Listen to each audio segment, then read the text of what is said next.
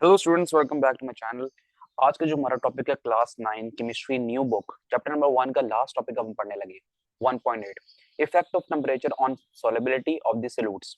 मैं पहले डिस्कस कर चुका हूँ सॉल्युबिलिटी वाले कॉन्सेप्ट के बारे में थोड़ा बहुत, और सॉल्यूट्स का कॉन्सेप्ट भी समझाया मैंने, पहले सॉल्वेंट का भी समझाया। तो हम फिर डिस्कस कर लेते हैं कि अगर हमने एक सोल्यूशन बनाना है तो सोल्यूशन के लिए हमें चाहिए सोल्यूट एंड सॉल्वेंट।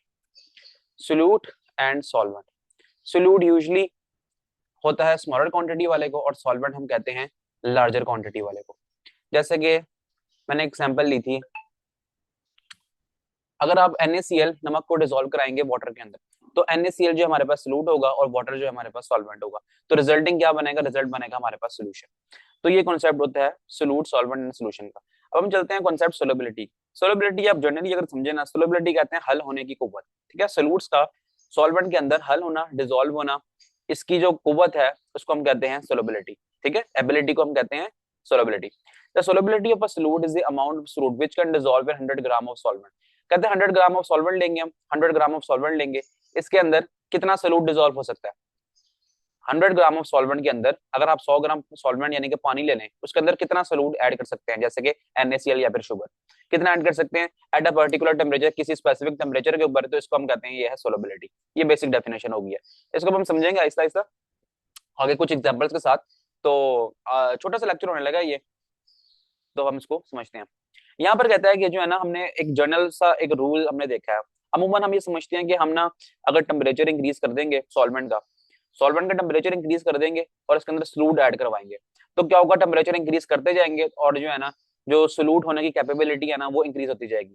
अब क्योंकि हम ये इसलिए समझते हैं कि ना हमारे घरों में ना अमूमन NaCl होता है। NaCl चलो छोड़ दें, NaCl की एग्जाम्पल अलग है।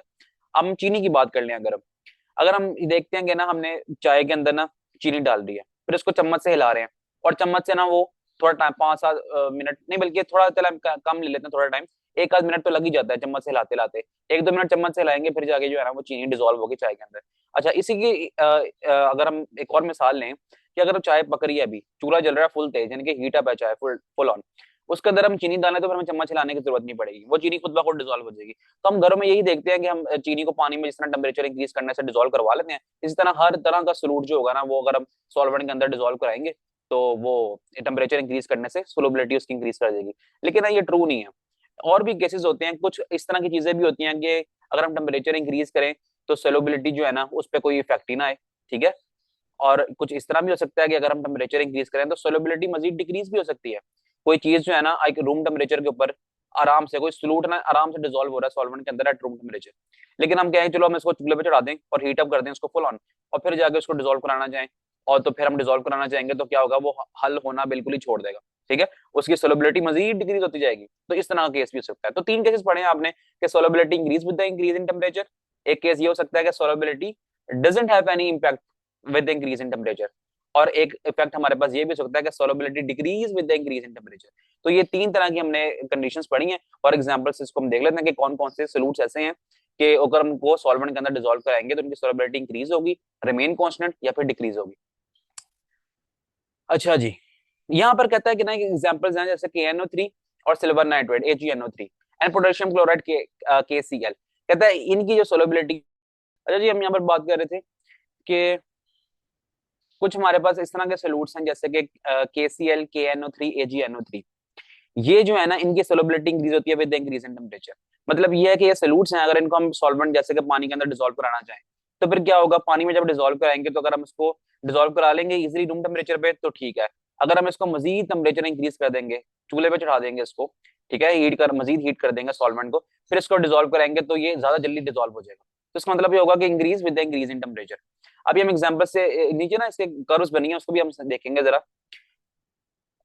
यहाँ पर कोई बनी हो अगर, हाँ ये देखें, ये जो KNO3 की बात कर रहे हैं, increase with the increase in temperature, तो सोलिबिलिटी कर्व से समझने की कुछ कोशिश करते हैं इसको हम। यहाँ देखें जी, ये ना टेम्परेचर दिया हुआ है यहाँ पर हॉरिजॉन्टली, और वर्टिकली जो है ना वाई एक्सिस पे हमें दिया हुआ है ग्राम ऑफ सोल्यूट पर 100 gram of H2O। 100 gram of water है, ठीक है, उसके अंदर यानी कि सॉल्वेंट है, उसके अंदर ना कोई भी सोल्यूट अगर ऐड करें तो उसका क्या इंपैक्ट होगा, वो यहाँ पर ये ग्राफ समझाता है। नीचे टेम्परेचर है, अगर हम हॉरिजॉन्टली मूव करेंगे आगे तो इसका मतलब ये है कि टेम्परेचर इंक्रीज करें। अगर हम वर्टिकली ऊपर की तरफ मूव करना चाहेंगे तो इससे जो है ना ये बता रहा है कि हमें कितने नंबर ऑफ सोल्यूट्स ऐड हो रहे हैं सॉल्वेंट के अंदर। सॉल्वेंट कौन सा है? 100 ग्राम ऑफ H2O।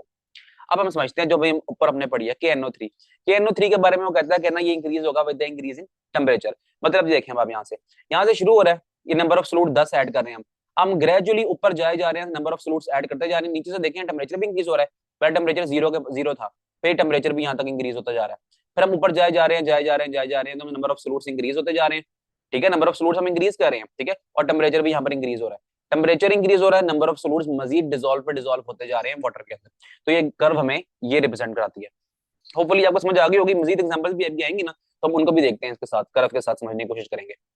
अच्छा, दूसरा हमारे पास एक केस है कि ना सोलबिलिटी जो ना रिमेन कांस्टेंट, सोलबिलिटी पे कोई इंपैक्ट नहीं होता अगर हम टेम्परेचर इंक्रीज करें। वो हमारे पास एक केस है NaCl का। यहाँ पर लिखा हुआ है, कहता है solubility of sodium chloride NaCl, जिसको हम कहते हैं, अगर वाटर में डिसॉल्व करेंगे तो वो उसकी सोलबिलिटी इंक्रीज नहीं होगी।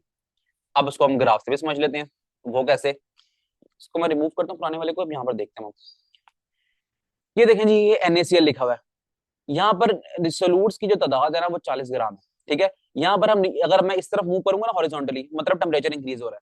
अब यहाँ पर टेम्परेचर इंक्रीज हो रहा है, नंबर ऑफ सोलूट्स वही के वही है, तो टेम्परेचर इंक्रीज करते रहे तो हम मजीद डिसॉल्व करवा ही नहीं पा रहे हैं। ठीक है, इसका मतलब ये हुआ कि टेम्परेचर इंक्रीज करने से इसकी सोलबिलिटी पे कोई इंपैक्ट आ ही नहीं रहा, तो ये लाइन बिल्कुल सीधी सीधी शो हो रही है ना। इसका मतलब है कि ये सोलबिलिटी रिमेन कांस्टेंट, ठीक है, फॉर NaCl टाइप्स सोलूट्स।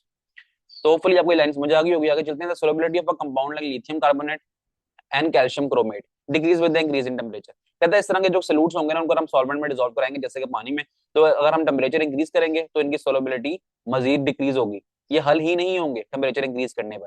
तो ये तीसरा केस था। और आगे बताया हुआ कि solubilities of copper sulphate and sodium nitride also increase with the increase in temperature. जिस तरह हमने सबसे ऊपर वाली बात में पढ़ा था कि किसी हमने कंपाउंड्स का नाम पढ़े थे, तो वो कहता है कि सोलबिलिटी इंक्रीज होती है विद इंक्रीज इन टेम्परेचर। तो यहाँ पर भी हम कहेंगे कि इस तरह के जो कंपाउंड है copper sulphate and sodium nitride, इनकी सोलबिलिटी भी इंक्रीज हो रही है with the increase in temperature. However the solubility of calcium hydroxide decrease with the increase in temperature. Calcium hydroxide की सोलबिलिटी डिक्रीज होती है, यानी कि हल कम होगा अगर हम टेम्परेचर को इंक्रीज कर देंगे।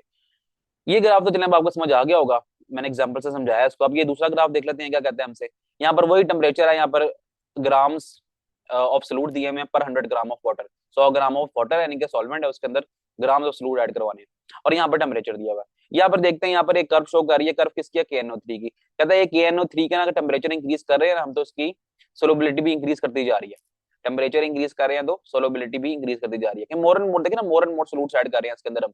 तो मोर एंड मोर सॉल्यूट्स ऐड कर रहे हैं मतलब ये है कि सॉल्यूट पार्टिकल्स बढ़ाते जा रहे हैं, टेम्परेचर इंक्रीज करते जा रहे हैं, और फिर वाटर जो है ना 100 ग्राम ऑफ पानी 100 ग्राम ही रहेगा, ठीक है, सॉल्वेंट 100 ग्राम ही रहेगा। 100 gram solvent more and more solute dissolve करता जाएगा अगर टेम्परेचर इंक्रीज करेंगे। अच्छा, मिसाल के तौर पर समझें, अगर हमने टेम्परेचर रखा हुआ 20 सेंटीग्रेड, ठीक है, टेम्परेचर हमने रखा है 20 सेंटीग्रेड, तो ना हमारे पास ये देखें इसी रेंज के अंदर 20, इसी रेंज के अंदर ना हम सोलूट्स ऐड करवा सकते हैं। हम मजीद सोलूट ऐड करवाना चाहें ना इसके अंदर, KNO3 मजीद पानी में डिसॉल्व कराना चाहें तो डिसॉल्व नहीं होगा। फिर हमने मजीद डिसॉल्व करवाना है ना अगर, तो फिर हम टेम्परेचर हाई करते जाएंगे अंटिल अनलेस ये 100 सेंटीग्रेड तक पहुंच गया। यहाँ पर कहता है 100 सेंटीग्रेड तक जब पहुंचेगा तो इसमें नंबर ऑफ सोलूट्स जो है ना तकरीबन इतने 2 to 5 नंबर ऑफ सोलूट्स इसके अंदर डिसॉल्व हो सकते हैं। तो टेम्परेचर इंक्रीज करने से अमाउंट ऑफ सोलूट भी बढ़ रही है और डिसॉल्व हो रही है। ठीक है, तो यहाँ पर लिखा हुआ है सैचुरेटेड अनसैचुरेटेड, ये दोनों के कॉन्सेप्ट मैं आपको दे चुका हूँ, इसका कॉन्सेप्ट भी दे चुका हूँ, पिछले लेक्चर से आके देखें आप। तो अब वो कहता है कि ना इस पॉइंट पर ना, इस पॉइंट तक, इस रेंज में वो कहता है कि अनसैचुरेटेड है। अनसैचुरेटेड मतलब है क्या होगा, अगर आपको पहला लेक्चर आपने कॉन्सेप्ट लिया वैसे तो आपको आइडिया हो जाएगा कि इसके अंदर ना हम मजीद इसके अंदर सॉल्यूट को ऐड कर सकते हैं। इस पॉइंट पे कहता है कि इस रेंज पर आगे ना ऐसा हो जाएगा कि हम maximum amount of solute add करवा चुके हैं, ठीक है, सॉल्वेंट के अंदर। और कहता है सुपर सैचुरेटेड, कहता है सुपर सैचुरेटेड यहाँ पर इस रेंज में इसलिए कह रहा है, वो कहता है कि ना यहाँ सुपर सैचुरेटेड इसलिए यहाँ पर लिखा हुआ है कि ना आम तौर पर इतना सॉल्यूट ऐड होता नहीं है, ठीक है, पानी के अंदर KNO3 इतना ऐड होता नहीं है इस टेम्परेचर पर, लेकिन हमने टेम्परेचर चूंकि इंक्रीज किया हुआ है, तो इसलिए सुपर सैचुरेशन यहाँ पर शो कराएगा। टेम्परेचर इंक्रीज करने से सुपर सैचुरेटेड हो गया, मतलब है टेम्परेचर इंक्रीज करने से हमने मोर एंड मोर सॉल्यूट ऐड करवा दिया। अगर हमने इतना सॉल्यूट ऐड करवाना था ना, तो हम क्या करेंगे, तो हमें टेम्परेचर, अगर लो टेम्परेचर पे हम इतना सॉल्यूट ऐड करवाना चाहें तो ये पॉसिबल नहीं है। ये टेम्परेचर इंक्रीज हुआ है फिर जाके ना इतना सॉल्यूट ऐड हुआ है इसके अंदर, तो सुपर सैचुरेशन का कॉन्सेप्ट हमें ये शो करता है। तो होपफुली आपको ये कॉन्सेप्ट समझ आ गया होगा। यहाँ पर एक एक्टिविटी दी हुई है, ये खुद से ट्राई कीजिएगा घर में, जिस तरह मैंने आपको पहले ही बताया था कि हमने शुगर डिसॉल्व करानी है पानी के अंदर। तो वो कहता है कि ना 100 ग्राम ऑफ पानी लें एक बीकर के अंदर एंड प्रिपेयर सैचुरेटेड सोल्यूशन, और सैचुरेटेड सोल्यूशन प्रिपेयर कर लिया। वो कैसे करेंगे कि अब आपको पता होना चाहिए कि एक पानी के अंदर कितने चम्मच चीनी डिजोल्व हो सकती है। अगर 1 गिलास पानी है उसके अंदर 1 चम्मच चीनी डिजोल्व हो सकती है और वो इससे ज्यादा नहीं हो सकती, तो फिर वो हो जाएगा सैचुरेटेड सोल्यूशन। अब आपको किस तरह पता लगेगा, आपको इस तरह पता लगेगा कि आपने 1 चम्मच चीनी डाली है, वो डिजोल्व हो गई, ठीक है, उसके पार्टिकल्स नीचे बैठे नजर नहीं आए आपको। फिर आप 1 चम्मच और डालें, फिर इसको हिला रहे हैं चम्मच से, लेकिन वो डिजोल्व नहीं हो रहा, पार्टिकल्स जाके नीचे बैठ गए, तो आप समझिएगा कि ये सैचुरेटेड सोल्यूशन बन चुका है। फिर आप अगला ग्लास ट्राई करें, अगले ग्लास में फिर आप अपने हिसाब से 1 चम्मच डाल दें, जो कि मैक्सिमम सोल्यूट हो सकता है, मैक्सिमम डिजोल्व हो सकता है पानी के अंदर। तो वो हो जाएगी कंडीशन सैचुरेटेड सोल्यूशन की। आगे आता है वो रूम टेम्परेचर पे रखें अभी आप, यानी कि अभी हमने नीचे से ये आग नहीं जलाई। Heat the beaker on a spirit lamp, अब हमने आग चला दी है ये, and a little more sugar, और फिर कहता है मजीद शुगर ऐड करें और फिर इसको हिलाएं। Will this sugar be dissolve in it, क्या ये शुगर इसके अंदर डिजोल्व हो जाएगी? इसका जवाब आपने देना है मुझे, लेकिन मैं बताऊंगा भी आपको। Will you notice that by heating the solution, the quantity of sugar dissolved in water has increased, the solubility of sugar has increased? अब वो कहता है कि अब आपने बताना है कि आपने एक नॉर्मल टेम्परेचर पे आपने डिजोल्व कराई थी, ठीक है, और हीट देने के बाद अब आपने मजीद शुगर इसके अंदर ऐड करनी है, क्या वो डिजोल्व हो रही है कि नहीं? ये डिजोल्व हो जाएगी, ठीक है, हीट करने पर मजीद डिजोल्व हो जाएगी, तो इस कंडीशन को हम कहते हैं सुपर सैचुरेटेड सोल्यूशन। ओके, जो कि आम टेम्परेचर पर डिजोल्व नहीं हो पाएगा सोलूट इतना, चीनी इतनी डिजोल्व नहीं हो पाएगी पानी के अंदर आम टेम्परेचर पे, लेकिन जैसे ही हमने टेम्परेचर इंक्रीज किया उसका, नीचे हीट देंगे, तो इसके अंदर मजीद कैपेसिटी आ गई है कि वो मजीद सोलूट यानी कि चीनी अपने अंदर ऐड करा सके।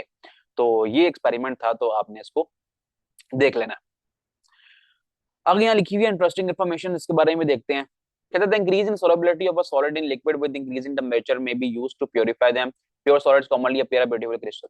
अपना यहाँ कहता है कि इंक्रीज इन सोलबिलिटी, अगर हम कोई सॉलिड पार्टिकल्स हैं उनको हम पानी में डिसॉल्व कराएं, जिस तरह भी हमने बात की थी ना ऊपर, अगर सॉलिड पार्टिकल शुगर हो गई, चीनी हो गई, उसको हम डिसॉल्व करा रहे हैं लिक्विड में, जैसे कि वाटर हो गया, इसी तरह का एक कंडीशन लेते हैं। उन्होंने यहाँ पर पोटेशियम नाइट्रेट लिया, कहता है पोटेशियम नाइट्रेट को ना हमने डिसॉल्व कराया हुआ है सॉलिड इनटू लिक्विड, कंडीशन बन गई है ये इसकी, और फिर कहते हैं टेम्परेचर इंक्रीज किया, इसको हीट अप कर दिया, फिर ये प्रोसेस को कहते हैं रिक्रिस्टलाइजेशन, ठीक है। तो इस प्रोसेस में होता ही है कि जो ना इम्प्योरिटी सोल्यूशन के अंदर आ जाती है, वरना प्योर फॉर्म ऑफ क्रिस्टल्स जो है ना हमारे कंपाउंड के में शो होना शुरू हो जाते हैं। तो कहते हैं जो क्रिस्टल्स जो है ना वो इस तरह के शो होते हैं, इनका ब्यूटीफुल स्ट्रक्चर कह रहा है, इस तरह का शो हो जाता है, ठीक है। ये ब्लू ब्लू शो कर रहे हैं, लेकिन ब्लू होता नहीं है ये ना, ये ट्रांसपेरेंट होते हैं, ठीक है, आपको व्हाइट ही शो होंगे तकरीबन, आप जितना समझ लें इसको।